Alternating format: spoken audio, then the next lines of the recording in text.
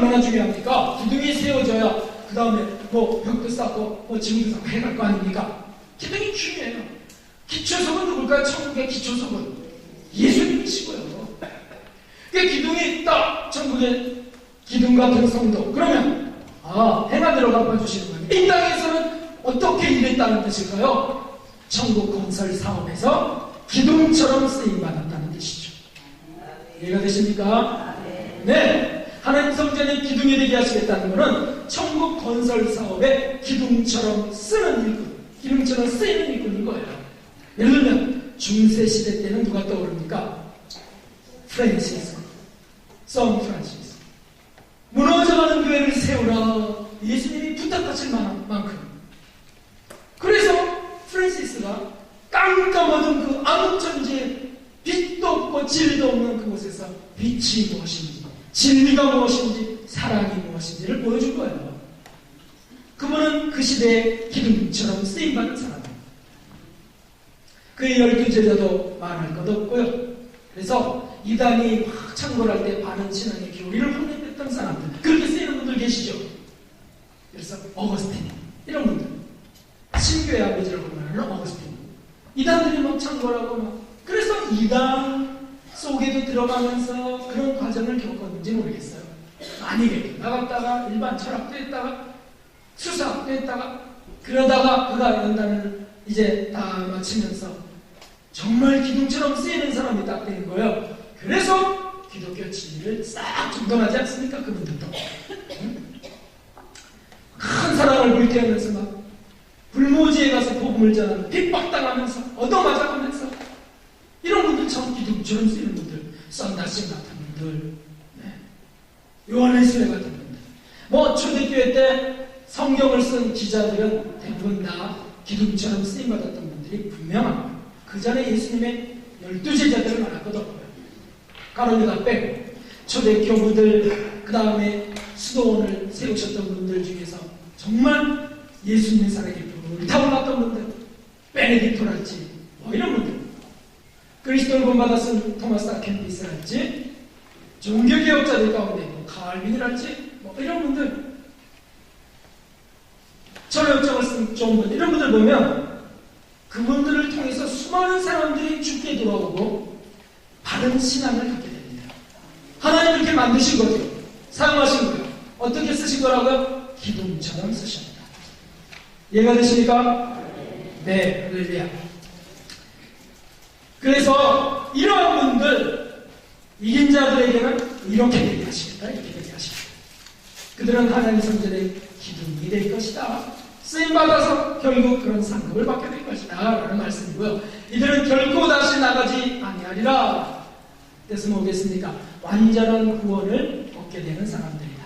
완전한과 불완전한 것도 있나요? 불완전한 구원? 있습니다, 여러분. 이단 교주들은 어떨까요? 박대성, 문성명, 이런 조희성, 이런 분들 처음에 예수님을 열심히 믿었습니다.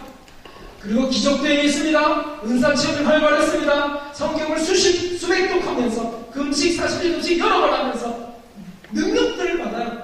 그러다가 그만 이생의 자랑을 타락해버리고 말죠. 그런 분들은 구원이 처음에 구원받았지만 완전 구원에 이르지 못하고요, 타락해버리고 만 거예요. 그래서 여기 보니까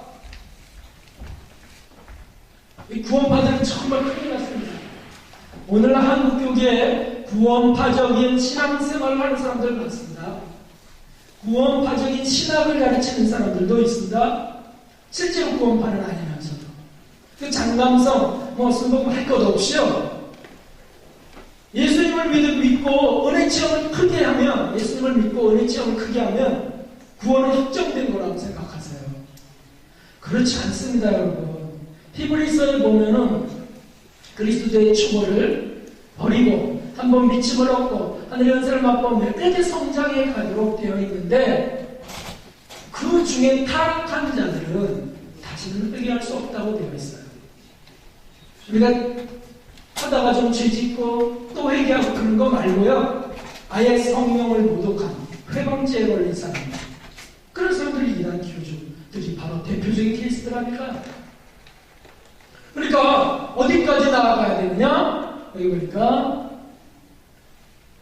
요한예술의 그분은 예수님을 1725년에 믿었는데 1760년 이후에 완전 성화의 은총에 들어가요. 그래서 초기 성화가 있고 완전 성화가 있다, 이런 구분들을 하게 됩니다. 이게 뭡니까? 나중에 합니다. 나중에 신앙은 자꾸 성장해 가야 되는 것이구나. 약속받았다 할지라도 가룟 유다처럼 타락해버리면 마띠아처럼 끼어들어서 그 자리를 채우는 사람들이 있고요. 그리고 우리에게는 마찬가지죠. 어떤 분은 사명을 가지면 결코 죽지 않는다, 막 이렇게 말하는 분들, 그 말도 맞지만 그 사명을 잘 감수 못하고 형편없게 그냥 굴리고 다니면 그 사명을 다른 분에게 주시고 그를 데려갈 수도 있습니다. 그러니까 무대꽃이나 자기 중심적인 신학 되어서는 안 된다는 거죠. 성경에 분명히 나와 있습니다. 어떤 사람들이 다시는 결코 나가지 아니하리라. 어떤 사람들이 나가지 않는다고요? 이기는 자는 하나님 선생님 기둥이 되게 하시고 결코 다시 나가지 아니하리라. 할렐루야. 네. 이기는 자가 되면 확정이 되는 겁니다. 그래서 그들이 휴거되는 것이에요. 자, 다음에 두 번째로 빌라델피아 교회 사제에게 주신 말씀은 읽어보세요. 시작. 새 예루살렘의 이름을 기록해 준다고 하셨습니다. 이 새 예루살렘의 이름을 기록해 준 새 예루살렘은 22장 14절에, 계시록 22장 14절에 보면 두루마기를 빠는 자들이 보기 있으니 저희가 생명나무에 나와 문들을 통하여 성에 들어갈 권세를 얻으려 합니다. 라고 해서 이 성, 22장에 나와 있는 이 성은 새 예루살렘 성입니다. 그래서 새 예루살렘에 들어갈 권세를 주신다는 거예요. 그 권세를 얻기 위하여 정결하게 빨아야 된다. 정결하게 빨아야 된다. 그런데 이 새 예루살렘 성을 그냥 천국이라고만 생각하는 분이 계세요. 이게 천국인데 천국은 즉 새 예루살렘 성이지 뭐, 이렇게 그냥 대충 정리하시는 분도 계세요. 천국이 새 예루살렘 성, 새 예루살렘 천국 전체가 새 예루살렘 성이냐? 아니라는 거예요. 그렇게 정리하면 다 이기는 자다. 우리는 다 이기는 자. 왜냐하면 예수님 믿고 다 천국 가니까. 그러니까 새 예루살렘 성에 들어간다, 이렇게 말하거든요. 그렇지 않습니다. 새 예루살렘의 이름을 기록해주는 사람이 누구라고요? 성령이 교회들에게 하신 말씀드렸죠. 이기는 자들에게는 새 예루살렘의 이름을 기록해준다고 했어요. 다시 말하면 새 예루살렘 성 천국 전체가 아닙니다. 천국 전체가 아닙니다. 천국은요, 새 예루살렘 성만 있는 게 아닙니다. 그래서 21장에 먼저 모형적 진리에 보면 가나안 땅이 있어요. 가나안 땅은 천국을 상징한다고 그러죠. 그런데 그 속에 수도가 있다. 예루살렘. 요거와 똑같아요. 천국 전체가 있고요, 그 속에 수도가 있다. 천국의 수도. 하나님 보호자가 있는 거. 거기가 새 예루살렘 성이라고 되어 있어요. 확인해볼까요? 계시록 21장 24절에, 계시록 21장 24절에 보면 만국과 새 예루살렘 성으로 구분되어 있다는 걸 찾을 수가 있습니다. 만국은 그 말 그대로 전체 나라, 그리고 새 예루살렘 성이 있다. 그렇게 되어 있다니까요. 구분되어 있습니다. 또 성막의 구조를 보십시오. 하늘에 있는 것의 모형으로 지으라고 하신, 하늘에 있는 것을 보고 그 모형을 보고 지으라고 하신 이 성막을 보면은 뜰이 있고요, 성소 지성소가 있습니다. 성소 지성소. 그런데 여기에 구름기둥, 불기둥은 어디에 임했을까요? 그냥 아무데나 이렇게 막 임했을까요? 이렇게 임했을까요? 구름기둥, 불기둥은 여기에 임했습니다. 지성소 속에 속죄소 위에 구름기둥, 불기둥이 쫙 임했어요. 왜요? 왜냐면 하나님 보호자였기 때문이에요. 이걸 모형으로 지으라고 하신 거예요. 뜻은 뭐겠습니까? 이게 다 천국인데, 그런데 나눠져 있다는 거예요. 하나님의 보호자가 있는 곳과 나라가 있다. 이것도 모형적인 진리입니다. 그리고 영계 체험자들을 좀 들으셨으면 아실 겁니다. 주영기 목사님도 그런 그 설교의 말씀을 제가 들은 기억이 있는데, 어떤 분의 간증을 읽어가시면서 그러면서 딱 소개하는 거였어요. 그게 뭐냐면 30분 동안 죽었다 깨어나셨던 거예요. 내 간증을 말씀하실 때 천국에 가니까 1층천이 있고 2층천이 있고 3층천이 있고, 멀리서 그걸 보면서 천국을 싹 들어가는데 상급에 따라서 나눠져 있다는 거죠. 빛의 밝기가 틀리고 받을 상급이 틀리고, 이것은 성장의 차이이기도 합니다. 3층으로 나눠져 있다는. 근데 하나님 보좌가 어디 있을까요? 가장 높은 곳, 가장 빛나는 곳 3층 천에 계셨다는 거예요. 그래서 이 모든 것들을 보니까 새 예루살렘은 천국 전체가 아니라는 걸 알 수가 있습니다. 천국의 수도인 것이죠. 가장 밝고 축복받는 도성, 그리고 가장 밝은 빛 가운데 가장 큰 상급을 받고, 누가 사는 곳이라고요? 누가 사는 곳? 하나님과 예수님 말할 것도 없고, 누가요? 이긴 자들, 새 예루살렘성의 이름이 기록된 사람, 시민권을 받은 사람, 그들이 들어간다. 이해되십니까? 네. 다음에 세 번째는 또 어떤 약속을 했습니까? 읽어보겠습니다. 시작. 하나님의 이름과 나의 새 이름을 기록해 주신. 그래서 하나님의 이름, 천국 가서 확인할 이름이세요.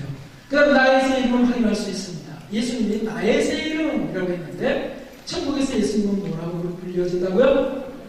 어린 양이라고 불려지세요. 5장 6절에 어린 양 예수님, 속죄주라는 뜻입니다. 우리를 위해 죽으신 분. 그래서 하나님의 이름과 나의 새 이름을 그 이유에 기록하리라는 건 나의 것이라고 하는 뜻인데, 그런데 이분들에 대해서 놀랍게도 이들의 수가 몇이나 될까가 계속 찾을 수 있다는 것이죠. 자, 14장 1절을 보십시오. 이제 14장 1절 거기 보니까 시작. 또 내가 오늘 보라 어린 양이 시온산에 섰고 그와 함께 14만 4천이 섰는데 그 이마에 어린 양의 이름과 그 아버지의 이름을 쓴 것이 있도다. 아멘. 어린 양의 이름, 예수님의 새 이름, 그 다음에 아버지의 이름을 그 이마에 딱 기록하고 있어요.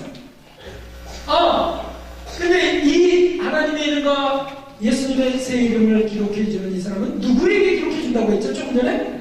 이긴 자들에게, 이기는 자들에게. 이해가 되시죠? 그들의 수가 14만 4천. 결론이 났네요. 아주 간단하게.